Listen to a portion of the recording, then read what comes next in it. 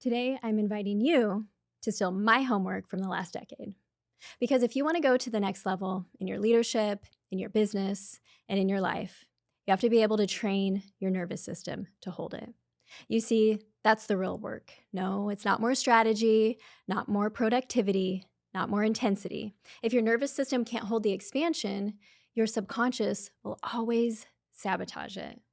So today we're talking about your internal capacity, the ability to hold energy, pressure, emotion, uncertainty, to hold growth, to hold your success, all without your nervous system hijacking you.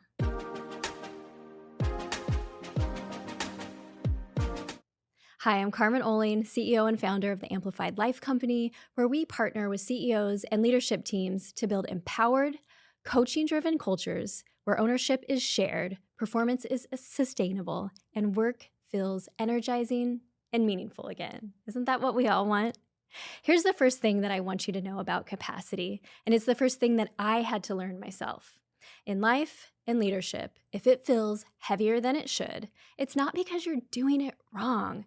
It's because you can only rise to the level your nervous system is conditioned to tolerate. And most leaders, if they're anything like me, don't realize the gravity of this essential skill until it's almost too late. And that's why you get to steal my homework today. Now, you might intellectually want the next level, but if your body reads it as a threat, it will sabotage it. You will overwork. You will control. You will rush, micromanage, and definitely create a ton of unnecessary urgency. Eventually, you'll burn out. Not because you're incapable, but because you're conditioned. And until you become aware of your own internal conditioning, you'll keep recreating the same ceiling. Now, for me, this is the part I didn't understand for years. I thought I was just ambitious, driven, highly capable, productive. But underneath all of that, my nervous system was constantly activated. That feeling inside your chest when you're on high alert, high urgency, you have high responsibility, and most of all, high pressure. And I didn't even know it. I regularly just called it my high work ethic. You might call it excellence or standards, but it's actually dysregulation. Because when you live in high activation long enough, well, it starts feeling normal. So normal, in fact, that the leaders we work with to regulate their nervous systems often give us feedback and say, "Oh my gosh, I feel so tired." But here's the thing, they're not tired. Their body is simply relaxed. And because relaxation isn't familiar, they interpret it as low energy. So the question they ask next is, "Carmen, how can I get more energy?" The thing is, they already have energy. It's just different than what their body is used to. It's not frantic energy, it's not pressure-driven energy, and it's definitely not adrenaline. It's grounded, it's calm, it's focused, and most of all, it's steady. So if you've built your success on adrenaline, grounded energy can feel like there's something wrong, but it's not wrong, it's actually just regulated. So let's talk a little bit about what happens when you build your success on a dysregulated nervous system. Okay, you might be able to achieve the next level of success, but you can't enjoy it, or sustain it, or relax into it. Think about this. Maybe this is you. I know this was definitely me. You hit the goal, and then you immediately look for the next mountain. You build the business, but you feel more anxious than fulfilled. You grow the team, and you feel more pressure than freedom. Because your internal conditioning, it hasn't expanded. And here's what I want you to hear today, because I know that recently I had to hear this again. Every new level of your life, of your leadership, requires not only a new strategy, but a new nervous system capacity. If this sounds like too new age woo-woo jargon for you, let me go ahead and break it down for you, because I promise it's not. There's real neuroscience behind this. First, let's talk about how our nervous system conditioning is formed. To simply put it, it's formed as we grow up through each of our lived experiences. And we all have unique lived experiences, like our family dynamics or our achievement pattern, early success, performance validation, and even the stress in our environments. For me, growing up in the 80s as a latchkey kid, I learned to be independent very, very early. But I also learned to protect myself, and I learned that when I achieve, like top grades or success in sports, I received acknowledgement. So you see, I was destined to be a high performer from grade school. And like many high performers, were rewarded for independence and achievement, for being the responsible one, for solving problems, for anticipating needs, and of course, following the rules, for striving and reaching goals. And for me, I built a nervous system that equated pressure, achievement, and independence with worth.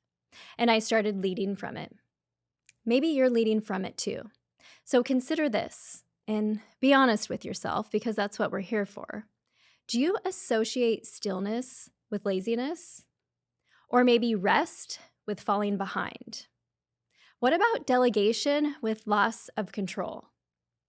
If you answered yes, your subconscious will most likely resist your expansion because your system doesn't feel safe there.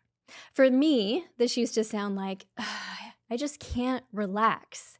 So I was always doing something. Or it sounded like, when I finish this, then I can, and you fill in the blank. Normally it was do something fun or enjoyable, but there was always another this to finish. So my invitation to you today as you listen is to take notes where you're relating. Where might you be operating from an old nervous system conditioning? And how do you think it would feel if you started to progress to a new level of nervous system regulation? Ultimately, the question we're solving for today is, how can you and I, as leaders, regulate our nervous systems to not just foster psychological safety, but high performance within our teams? Now, there's something called the polyvagal theory that explains how our nervous system constantly stands for safety or danger. Now, let me simplify this for you a little bit as well.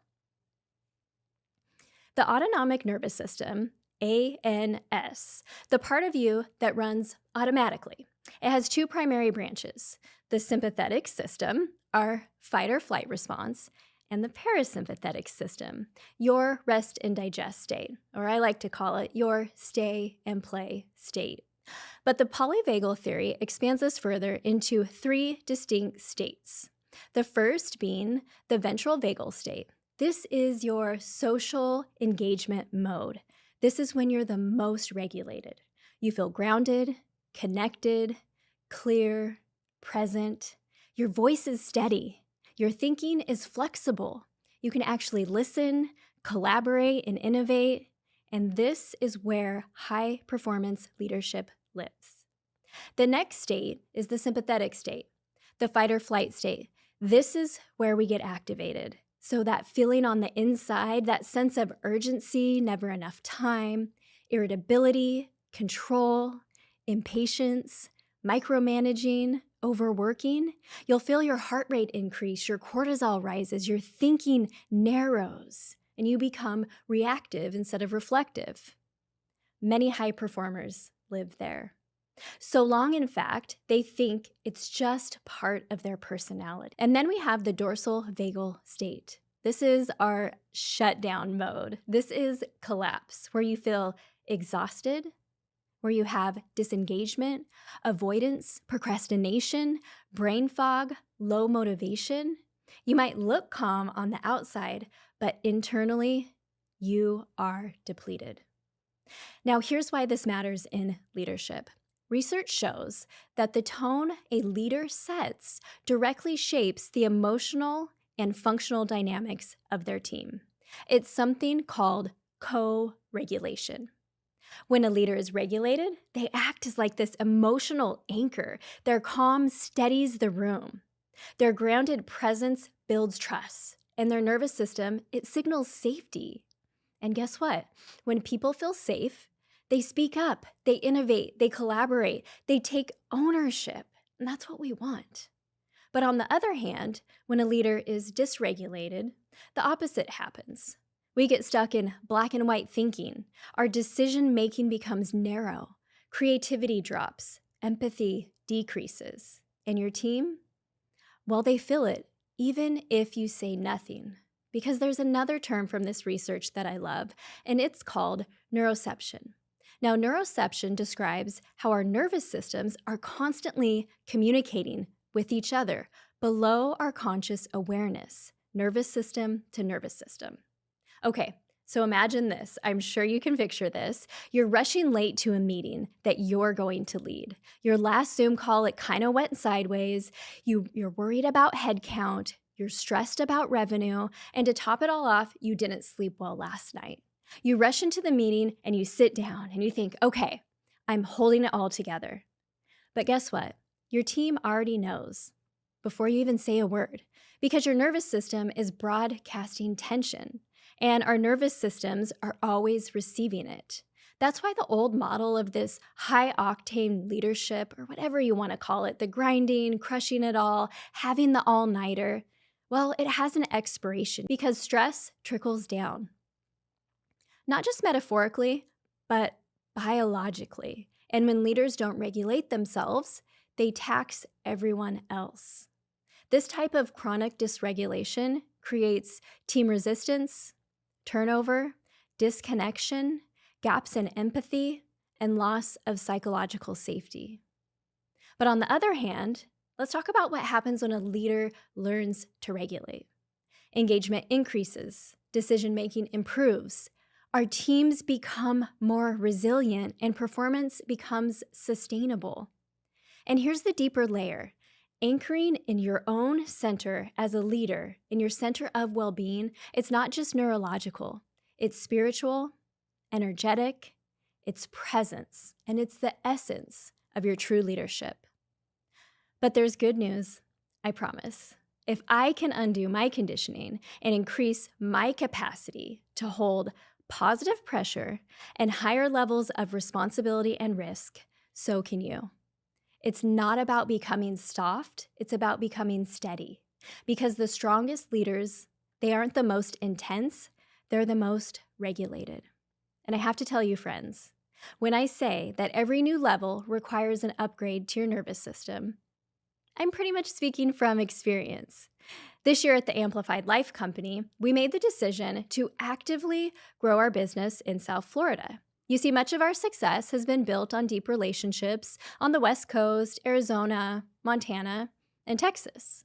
While in South Florida, we have limited contacts and limited relationships. We don't have very many yet.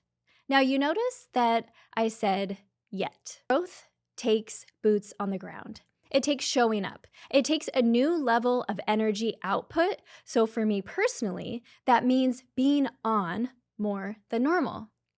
And you see, I love a challenge, so I love this. And this is my calling. I thrive on impacting the lives of leaders.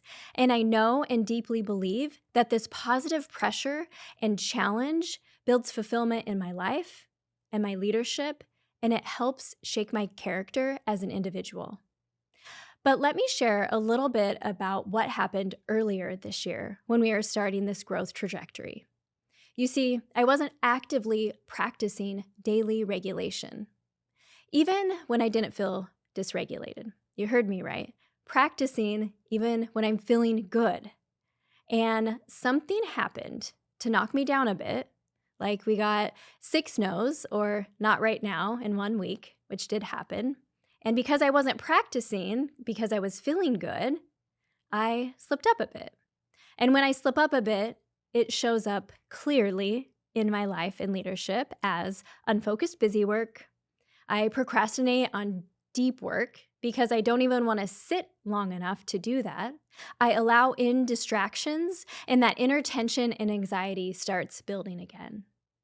And it goes a little further. In my personal relationships, I'm less engaged. And meaningful connection that I love turns basically into like a checklist item. And then I do what many high performers do. I tried to logic my way out of it.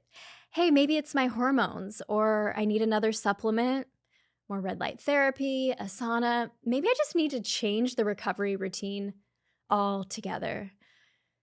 Can you relate to that? This is where we have to check ourselves before we wreck ourselves.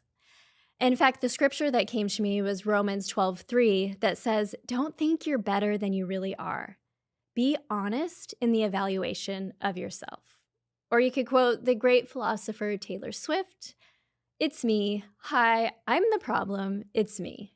So I got honest. My nervous system capacity needed to be upgraded, not another supplement, not my calendar, my internal capacity. Because I know that when I'm operating at my next level capacity, it feels and looks like this. Because I can stay grounded under pressure. I think clearly, even in the face of uncertainty. I can remain open when I'm challenged. And when I'm even getting the hardest, most difficult feedback, I can receive it without collapsing. I can listen without having an agenda. I can take on risk and high responsibility without making it personal. I can hold someone else's emotions without absorbing it, and I can lead without controlling. And for me, and if you're a leader, this is not optional. It's essential because innovation requires calm. Creativity, well, it requires safety. Deep focus requires regulation, and curiosity requires emotional steadiness. If I stay activated, I default to control and overfunctioning. But here's the good news. If I can undo my old conditioning and increase my capacity to hold positive pressure and responsibility, so can you. So, how do you increase your nervous system capacity? Well, here's exactly what I do. First things first, we want to make a list and identify our activation patterns. So for me, what do I do when I'm activated? I overschedule to-dos. Those are like the busy work to-dos, so I can avoid deep work. I allow distraction. I turn relationships into tasks. I'm constantly overthinking about the future. And worst of all, I'm holding tension in my body. My digestion gets messed up. I get bloated and things are slow moving. So the first thing you need to do is to know your signs, and not the generic ones, but yours, because you cannot regulate what you cannot recognize. And now the next level of maturity that comes with this is I tell my trusted advisors, and they know my signs too. Your trusted advisors could be someone in the office, someone at home, your significant other, a good friend, but you give them permission to call you out, not later, in the moment. And that can be challenging because it'll require a new level of humility and openness to feedback. So once you know your activation triggers and you've got your team on board, your trusted advisors that are willing to call you out, now you want to start practicing regulation daily, not just when you're spiraling. This is huge. You don't lift a weight once and keep the muscle. You train consistently, even when you're already strong. And the same is for our nervous systems. If you only regulate when you're dysregulated, you're always playing defense. So I practice daily. I switch from playing defense to playing offense. Even on good days, even on days when I am grounded, because that's how you increase your baseline capacity. So now let me share with you 3 daily regulation practices that you can do anytime. The first one is basically a physiological reset. So those words just mean that we're getting out of our head and back into our body. Like I said, you can practice this any day or time in the car, in the office, or at home. And it has to do with your breath. It's going to be slow breathing, where the exhale is longer than the inhales. You drop your shoulders down, you unclench your jaw, and your feet are flat on the floor. And if you're really activated, you'll add an audible sigh. So let me show you what that might be like. You take a deep breath, filling your belly in through your nose, and then out through your mouth with an audible sigh. Pretty easy, right? Now, the next one I want to share with you is how I'm showing up with others. And I choose to consistently pause before responding. In meetings, I let silence sit. When making a decision, I wait. When responding to requests, I don't answer immediately. When I feel urgency, I definitely delay the action by 10 minutes. That intentional space retrains my system. My decisions are clearer and simpler, and I feel way more aligned in the moment. Lastly, as part of my transition rituals, which is simply the space and time that I give myself to close my loops on one task or meeting before moving to the next, I check in with my brain and I do a body scan. So I sit down and I think and I feel and I breathe from my feet all the way to my head. And I think about questions of where might I be holding tension? Is my chest tight? Is my breath shallow? Am I speeding up on the inside, or am I bracing to protect myself? And then through my breath, I constantly choose to soften. And that's it. You soften your body and you loosen your grip just a little bit. It's a physiological shift, and it happens on the inside. We increase our capacity to carry more inside our bodies, not just our minds. Every new level of pressure and responsibility, it can be good. Pressure builds strength, but only if you don't internalize it. Only if you don't make it personal. Your job, it's not to eliminate pressure. Your job is to increase your capacity to hold it. That's leadership. So you can hold more without exhaustion. So you can slow down when others are speeding up. So you can stay steady when there's panic. And you can listen deeply because you're not internally bracing. So let me ask you this. Are you trying to reach the next level? Because if you are, make sure you're training yourself to hold it. Those things are different. You can't achieve something your nervous system cannot sustain. Because that's where burnout lives. In all the pressure you're internalizing and making personal. Expansion without regulation, it equals exhaustion. But expansion with regulation, it equals freedom. And if you want to increase your leadership capacity, you have to start with yourself and start inside by strengthening your internal conditioning and retraining your nervous system, because you cannot rise beyond the level your nervous system is trained to hold. Your next level doesn't require more strength, it requires more capacity.